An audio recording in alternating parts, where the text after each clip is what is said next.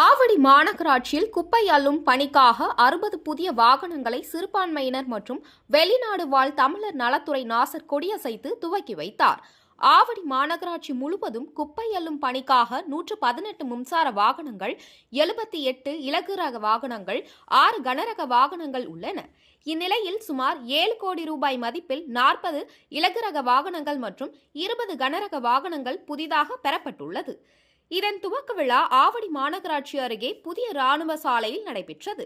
இதில் சிறுபான்மையினர் மற்றும் வெளிநாடு வாழ் தமிழர் நலத்துறை அமைச்சர் சாமு நாசர் கலந்து கொண்டு வாகனங்களை கொடியசைத்து துவக்கி வைத்தார்.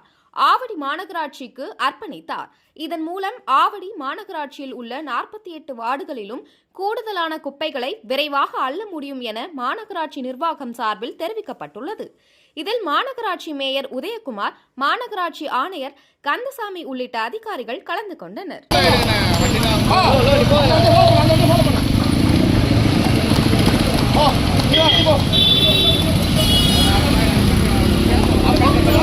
அனைத்து வாகனங்களும் மெதுவாக செல்லும்படி கேட்டுக்கொள்கிறேன்.